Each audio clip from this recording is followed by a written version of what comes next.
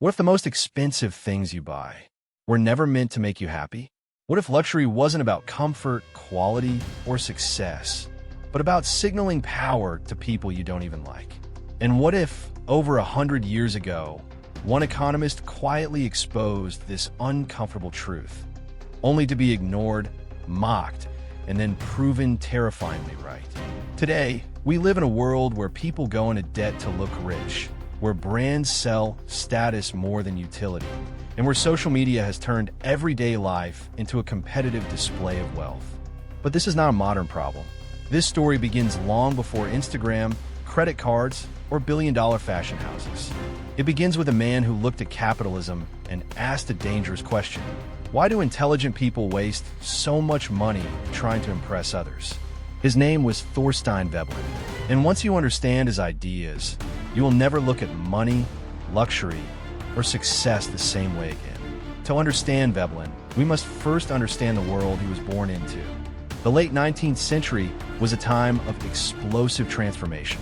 Industrialization was reshaping society at breakneck speed. Factories replaced farms. Cities swallowed villages. Railroads stitched nations together. Fortunes were made almost overnight. In the United States, this era would later be called the Gilded Age.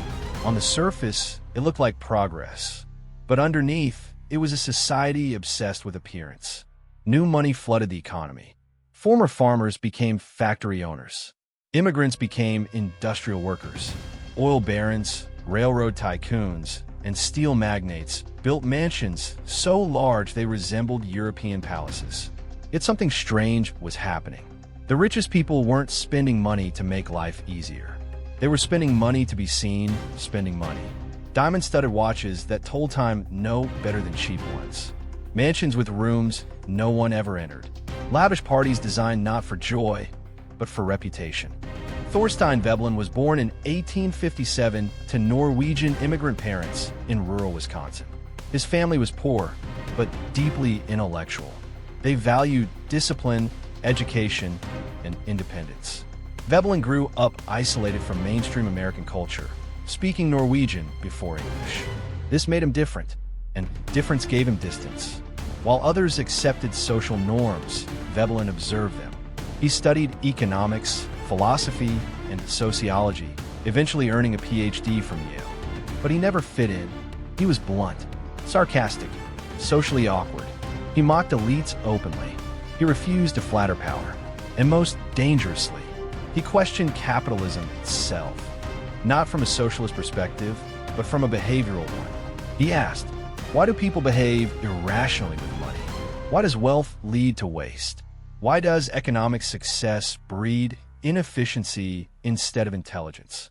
These questions would make him famous and controversial. In 1899, Veblen published the book that would define his legacy, The Theory of the Leisure Class. At first glance, it sounded academic. In reality, it was a brutal psychological expose. Veblen introduced a term that would change economics forever: conspicuous consumption. He argued that much of human spending has nothing to do with need or pleasure. Instead, it serves one purpose: to signal status. According to Veblen, people buy expensive goods not because they are better, but because they are visible. Luxury is not about comfort. Luxury is about being seen. A $20 watch and a $20,000 watch both tell time, but only one tells a story, and that story says, "I am superior." Veblen went further. He identified a social class he called the leisure class, people wealthy enough to avoid productive labor. Their status came not from contribution, but from non-work. Idle time became a badge of honor. Waste became prestige. The more useless something was, the more valuable it appeared. This flipped traditional economics upside down. Veblen's most dangerous insight was this: markets do not reward efficiency. They reward status signaling. Once society equates price with prestige, producers stop competing on usefulness. They compete on exclusivity. This creates a chain reaction. High prices signal status. Status creates desire. Desire drives irrational spending. Irrational spending fuels inequality. Inequality fuels social resentment. The economy becomes a stage. Consumers become performers. And debt becomes the hidden cost of keeping up. Veblen warned that this system was unstable.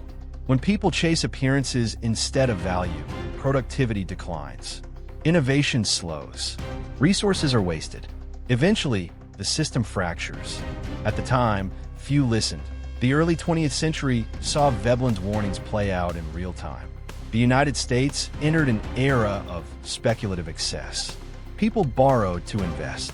They invested to appear wealthy. They appeared wealthy to gain respect. Sound familiar? By the 1920s, status consumption was no longer limited to elites. The middle class joined in. Credit expanded. Advertising exploded. And the illusion of endless prosperity took hold. Then came 1929. The stock market crashed. Banks collapsed. Millions lost everything. The economy had been built not on value, but on confidence and display. Veblen didn't live to see the Great Depression's full impact. But history confirmed his thesis.